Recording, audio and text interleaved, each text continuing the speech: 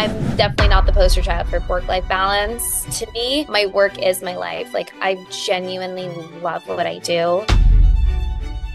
I'm a risk taker, and I'm willing to take whatever risk to get something sold. You know, I have 2 work cycles during the day. I normally start my day around 9. I work from like 9 to around 6, and then I relax for a couple hours. And then around 8 or 9 p.m., sometimes 10, I work until 2 a.m. So I work a lot, and that's just because I genuinely if we want to figure out how to differentiate a property and put it in front of more eyeballs, I don't care if I have to. I wonder, how do you guys do it in a fast-paced environment like New York? You know, it is a cutthroat industry, but at the end of the day, I think you just learn to have very thick skin. There's a lot of nuggets you give just right now, and also the fact that you're giving values before asking, right? What I do, what works, always worked for me, it's been 8 years I've been in the business, is giving.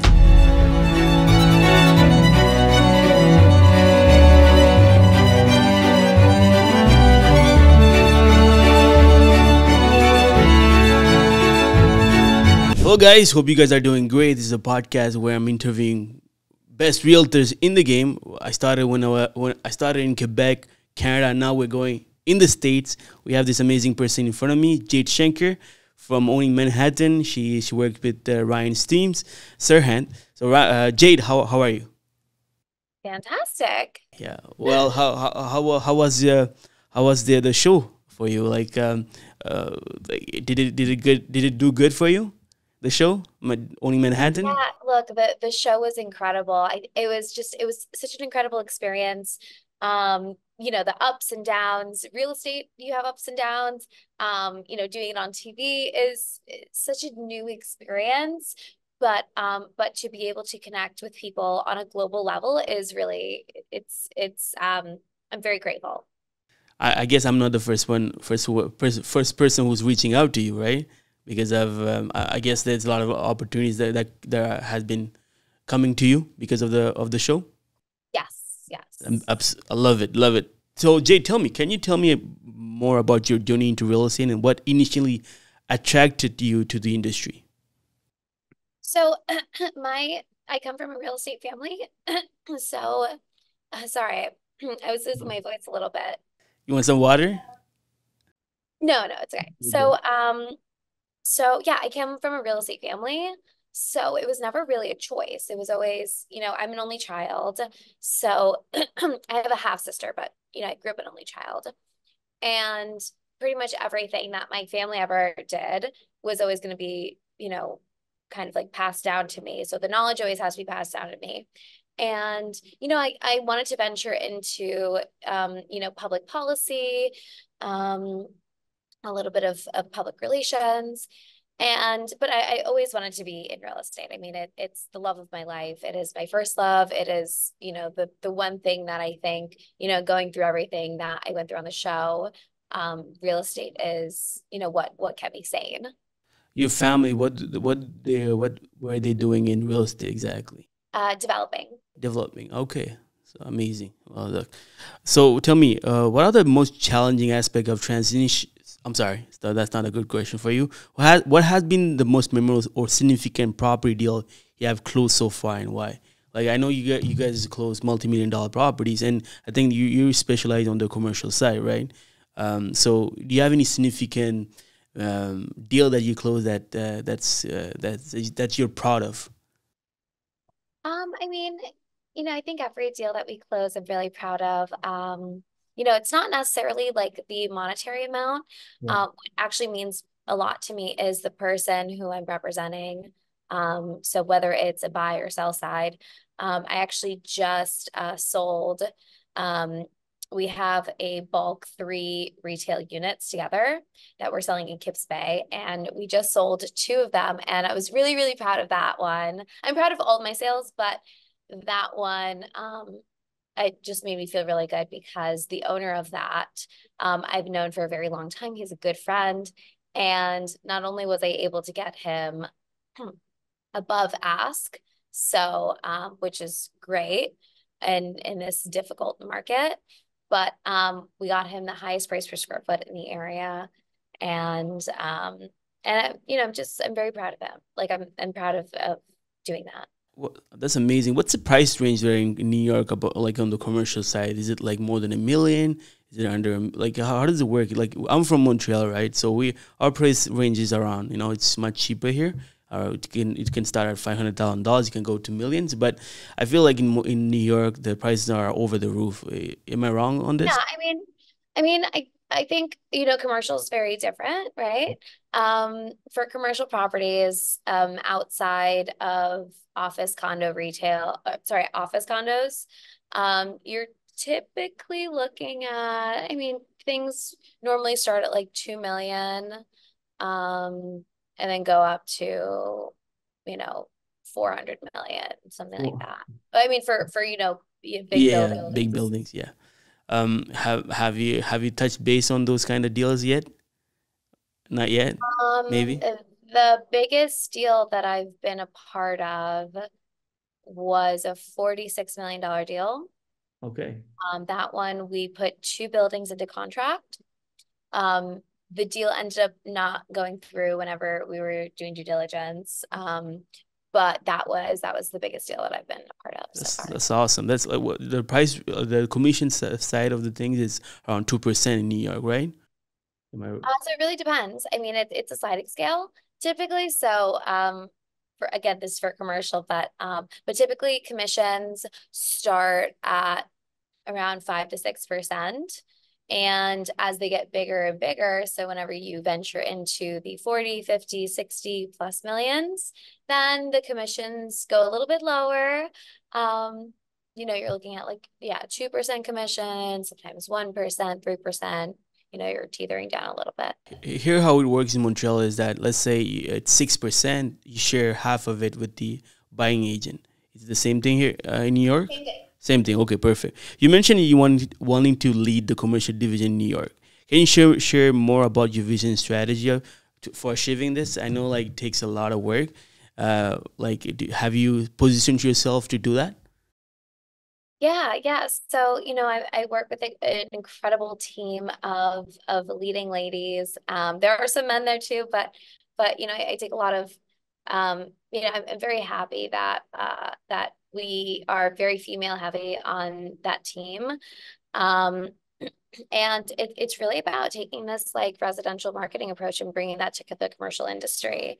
So trying to figure out, how do we put this building in front of people globally and make it interesting, bring the residential marketing approach, the approach that we use for Serhant, and use that to sell buildings and sell retail condos. Why commercial, Jade? Because the whole Serhant team they're focusing on the residential, right? Is it because you want to differentiate yourself, or is it because you're talking to more investors? They're less emotional, more about numbers, or am I wrong on this? That's actually a really good question. So whenever I started, I've done both, and I've done both really, really well. I don't doubt it. I take on maybe like 1 to 3 residential clients a year, and I primarily focus on commercial. Now, the reason I love commercial is two factors. So I work with a lot of owner users, and an owner user is pretty much somebody who has a business. So, it's someone who has, a tech company, or somebody that might have an art gallery or a fitness center. And I love being part of the process of understanding their business and understanding the demographic and how to help them succeed. I always say, like, I'm a businesswoman before anything. Real estate is my business, but I also like to help business owners, and I like to almost like match them. Also, like my family, we're owners. Like before I came on to Serhant full time, I was working for some of the top um, real estate owners in the city. So I know firsthand what owners want to see. And when it comes down to it, yes, like a residential property is amazing. And, there's factors that, I can bring to help sell it. But when it comes down to it, like I I love being able to strategize risk assessment, and like I love the strategy behind things. I think residential is more emotional, And, I look at everything as an investment, like even marriage, I see that as a contract. So, as much as I would probably do really well in residential, commercial where my heart is due to the strategy behind it, due to, commercial, you're creating cities. Like, I am essentially a part of the creation of the economical climate of New York City because I'm in commercial. So I think that impact is something that is really important to me as That's well. amazing. Talking about creation, I think you're the one who made a whole music video for one of your listing. Am I right? On Only Manhattan. That's amazing. I never seen a realtor did that in any show. So that's amazing. You were really thinking outside the box. So that's what you mean, like strategies, creating, right? Yeah. It's look, every property is going to be so different, Yeah. but if we want to figure out how to differentiate a property and put it in front of more eyeballs, I don't care if I have to, try to partner with a helicopter company and have somebody fly out. I'm a risk taker and I'm willing to take whatever risk to get something sold. And talking, I didn't. I was surprised about your dancing skills as well. That was amazing. That was amazing. Tell me about more about the building relationship with your client, right? So, what's your approach of building and maintaining a strong relationship? Because at the end of the day, this is the most important part of our business: building and maintaining relationship. Because when you have good relationship, you have a lot of deals coming in. So, what's your strategy on that? Do you take coffee with your client? Like, what's your strategy behind it? I see a lot of people give advice about, coffee dates, grab coffee. I think for somebody who's getting started in the industry, maybe that works. But, you know, in in New York, you have to respect people's time. And to get a coffee is never just getting coffee. You have to think about like, yes, you can grab a coffee near their job but it's time consuming. I think um the way that I grew up, I'm an only child, right? And my parents weren't, they were traveling, they were working, and I really I took care of myself for a lot of years growing up, and through that I learned how to be by myself and how being by myself and by anyone's self, whenever you go out, you're a little bit more social and you actually connect and you listen to people. And I think that skill that I formed when I was like 14, 15 kind of translated to as I got older because I think the key to like finding and maintaining these relationships is just being an honest person, like sweet and honest and like empathetic, which a lot of people just think me, and that's totally great. But when it comes to the business of relationships, um, it's refreshing when somebody's like, hey, like, what is your passion? Like, okay, like, who are you outside of what you do on the daily? And if we are talking about who you are and those things are real estate, like, how can I be an asset to your life goals or your passions or what you are doing currently? What you're doing currently typically is in the real estate realm. So how can I be an asset? And I always tell people, like, I give free advice all the time. Like, even if somebody doesn't use me as their agent, I will always give free advice. I will always, look at something and be like, you know what, this is what I would do. Um, and I think just really being genuine when doing things and thinking outside the box and sharing your own journey. I think, like, I've done a pretty good job at, through social media, being top of mind for both clients and friends and different people in the public world, athletes or celebrities or whoever. And I really think it's because I share who I am and I actually want to know who the person is on the other side. and business is a byproduct. We all have businesses. I have a business, you have a business, like everyone has a business. So it's about both showing who you are as a person, but also how that ties into, okay, like why are we in each other's lives, and how can I, with any resource I have, how can I help you?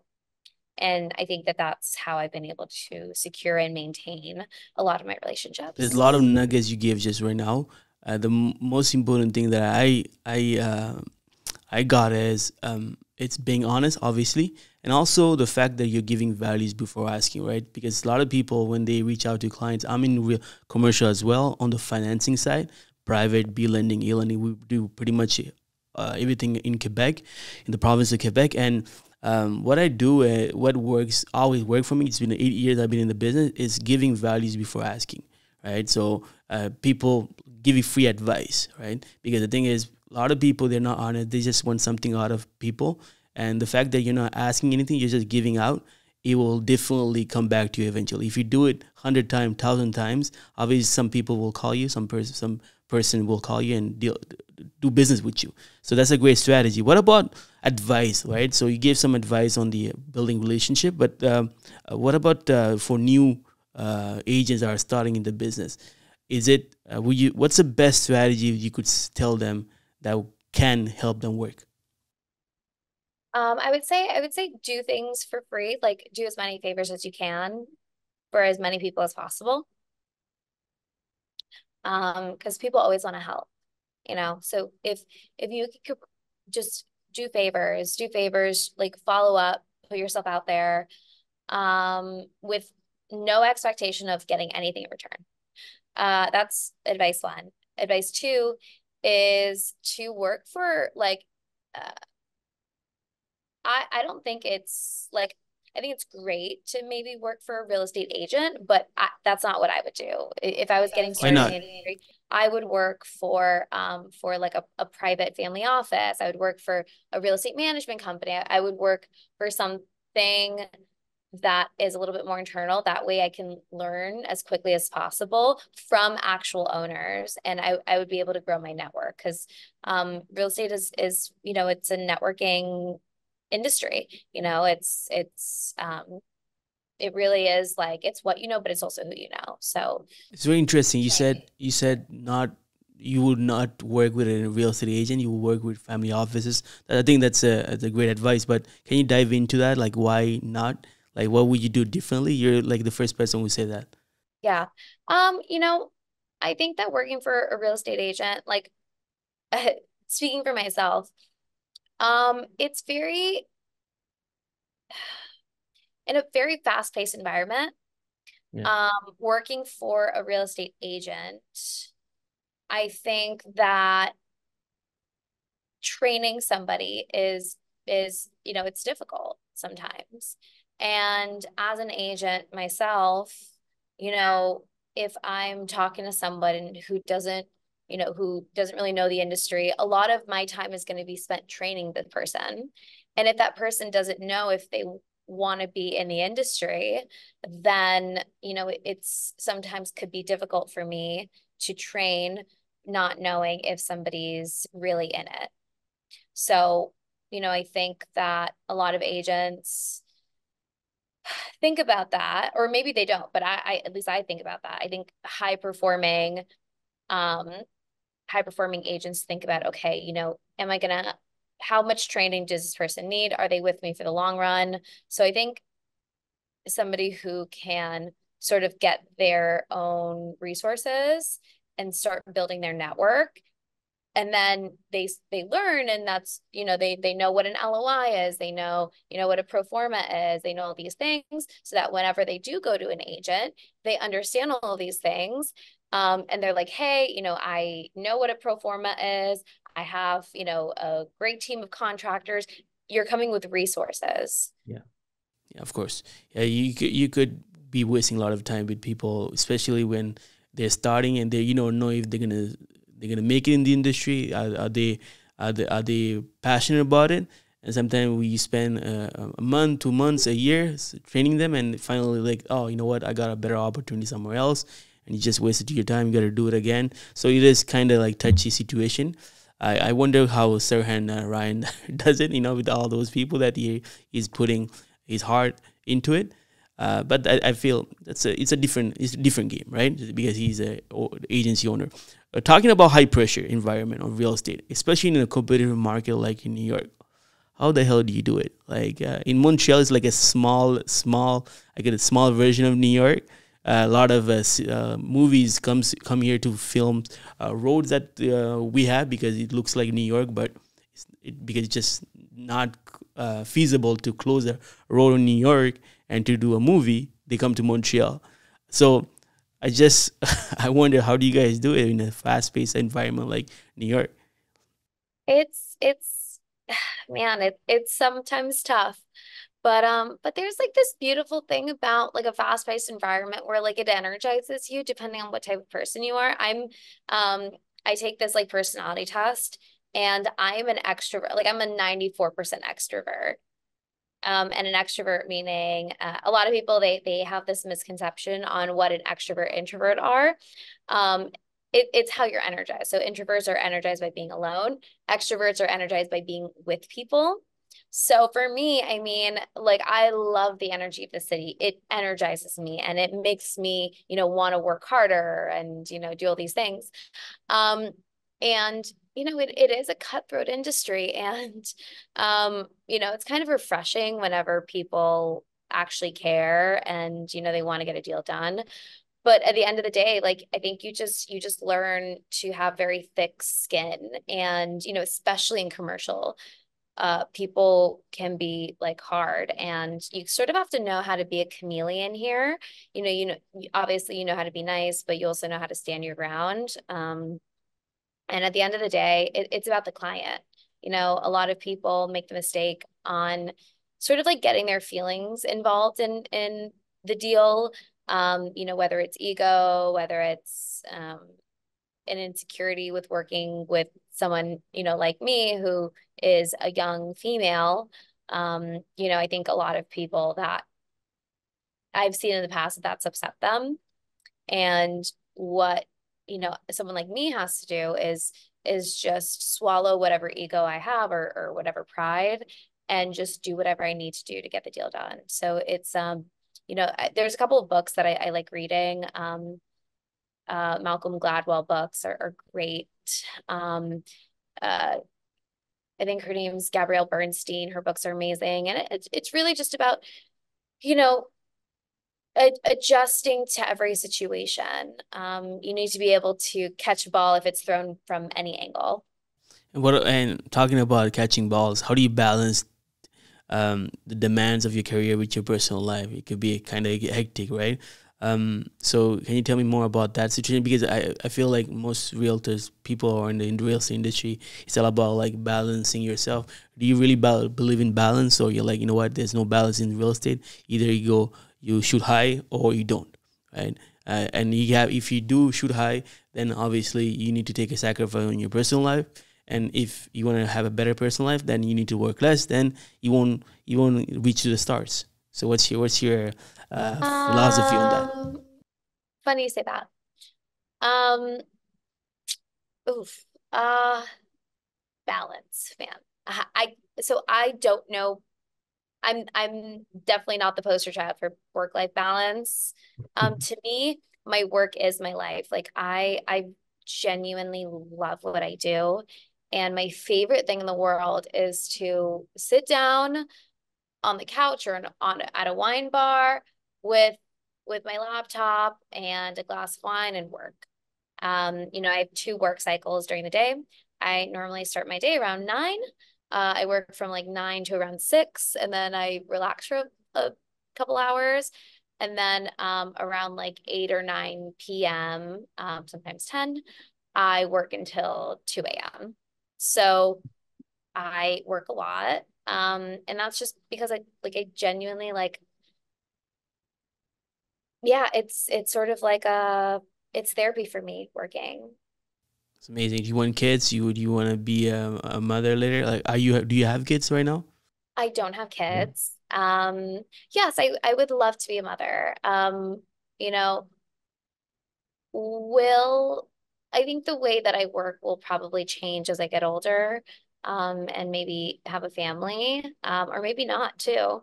I think that any relationship that I'm in, um, I'm very transparent. Like work is my first love, and somebody is just going to have to understand that. I can't go Absolutely. like every single date that I've been asked on just because like things come up, and I'm not in the place to sacrifice my work for a dinner.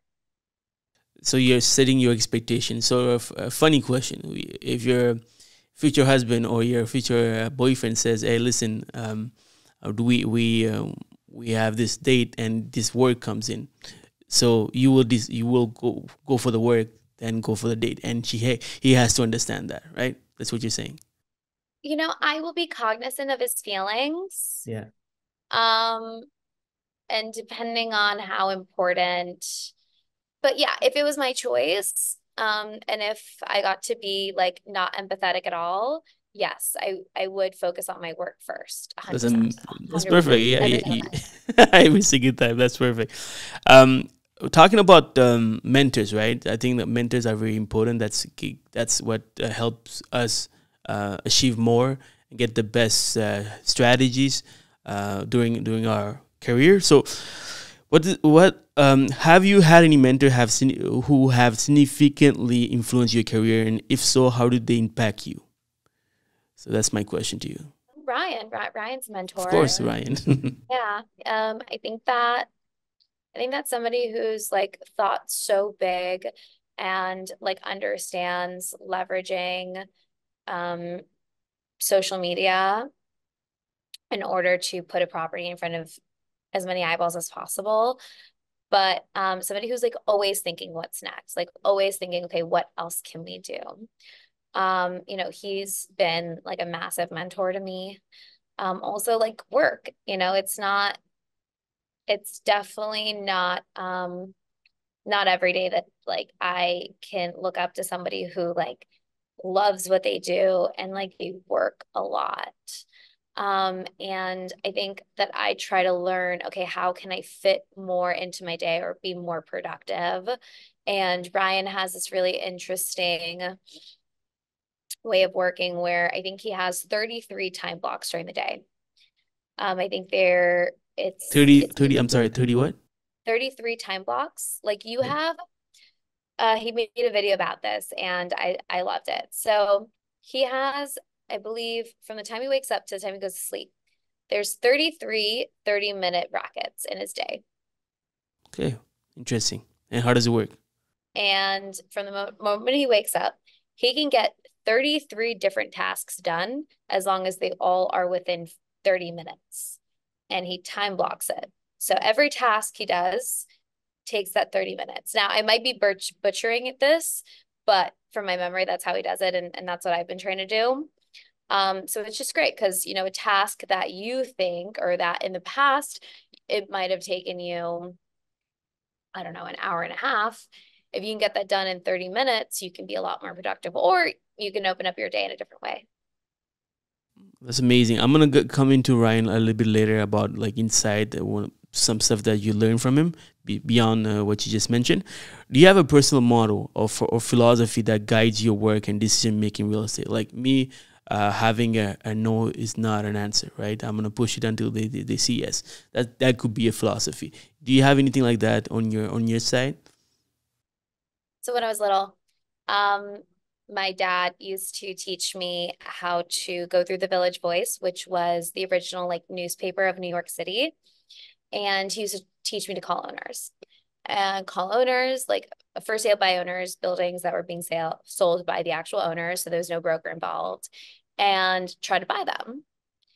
And a lot of times, I mean, I was like 14 years old, I would call and they would just hang up on me because I'm like, it's like a prank call almost, and he taught me because he'd be like, Jade, write down the income and expenses. He's like, you need to like look at other buildings, see if it makes sense. And I was doing this like all through newspaper stuff. I had no like Craigslist. And I would just do all this research in these papers. And the things that my dad would tell me, like they were impossible. It's like to increase the amount of money you're making, tenfold. And I was like, this is impossible. But there were some situations where I was able to find good deals. And um, you know, he taught me a philosophy that like there's always a way. There's always a way to get something done. Um, no matter what. You just have to think out of the box. And sometimes figuring out the answer to something is not looking at it and like staring at it for hours. Sometimes it's taking a step back, taking a walk, and letting the answer come to you. Oh, wow, that's amazing. That's a great philosophy. The fact that sometimes when we can't find solution, take a break and just think about it and come back to it. That could be amazing. That could be a good insight as well. But also, if you let's say for a new agent who's making calls, if you don't have any leads on the first 100 calls, you get it in the next 200 calls, the next 300 call. You Yeah, just or sometimes it's not even the calls. Sometimes that agent, like, it's about stepping back, go to a coffee shop, let it come to you. I really think that like when you set goals, um, yes, sitting down, calling 100 people, 200, 500 people, yes, it works. 100%. Numbers, right? My fiance always tell me, "Hey, Silverjan, why don't we go to a coffee shop to work?" I'm like, I can work from home, like I don't mind, but have shifting your mind, being in a different environment, just gives you a different energy, and I feel it like when I go to a nicer coffee shop. I'm like I feel like I'm focusing and working a little bit more. So you're right on this. Like changing environment can be. Yeah, yeah, you just never know. I think like real estate, all of these things, you just never know what connections you're going to make in the most random situations. Great. Tell me some key lesson or insight you have gained from Ryan Serhant. So Ryan came to one of my events, my first event actually in Montreal. We had around 900 people, and people loved it. People loved it, and I had a podcast with him as well. And something I realized is while I was interviewing Ryan, he was actually receiving a lot of texts, and and there's a moment he's like, "Damn, this broker, she doesn't stop texting me. Leave me alone." So he's actually working every day, right? Yeah, he doesn't have a break. And what I learned from this is he's a workaholic. He loves what he does. He try to do everything in a day, even though it's not actually work, but it's more like branding and marketing. But he's still doing the work. And there's a lot of other advice that he gave me.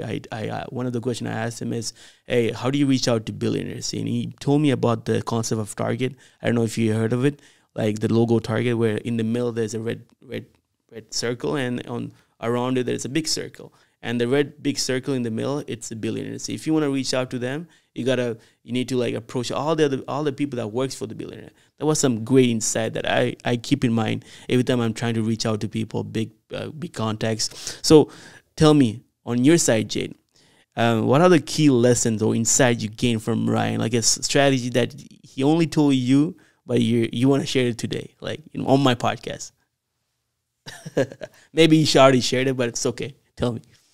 You know, the best piece of advice I'm not going to say on this podcast. Come on, Jade. Man, Why not? good. It's good. Um, I think that that'll be saved for season two. Okay. All right. There's a season two. Hopefully, we'll see, when it's announced, it'll be safe for that. But just in general, I think like being a woman in this industry, um, in general, I think Ryan's like really just been pivotal in like in making sure like I I spend time doing the things that really matter. I think like again, being a young woman, sometimes people want to it's not their fault, but I think sometimes some people don't have the right intentions with setting meetings. So I think he's just been really good. He's taught me how to sort of ask certain questions and be very productive with my time um as far as, whether they like bring things on and just being very selective. Talking about like not having the right intention, are you talking about like men who are trying to like reach out to you just to flirt around, something like that? Am I really wrong on this, or is it those the reasons? I think just like in general, like it doesn't have to be that in particular. Uh that's included, but I think just in general, I think that like, you know, I put a lot of time and energy into what I do. And, if a project isn't what is something that for example, right? There was a project internationally that, I was like, wow, this is really cool. I would love to take this on. And anytime that I focus on something that is outside of my niche, like, yes, I'm great at marketing, right? But anytime that I focus on anything outside of the realm of what is right in front of me, I take away from the things that are right in front of me. So he has been very helpful in just helping me understand that dynamic and understand that my time is very valuable. That's great. Thank you for this. Tell me, enough of Ryan. This last question is more about you, right? So we're here for you. One last question about Ryan is, so I'm sorry, I'm just trying to figure out like where's the questions.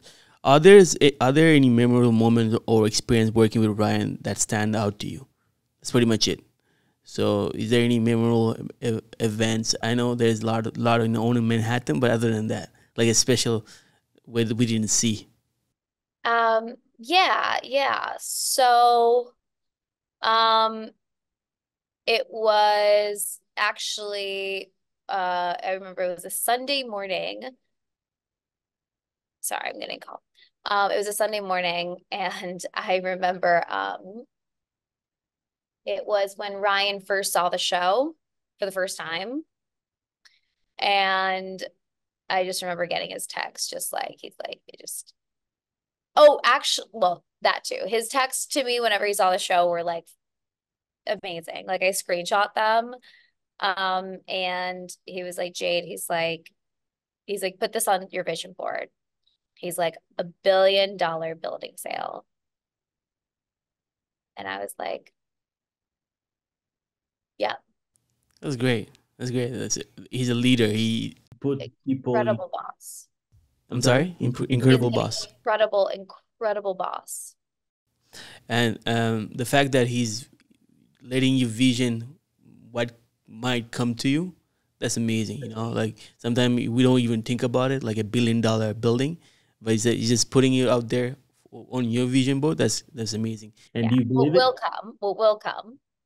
Will come, of course, of course. I don't doubt it.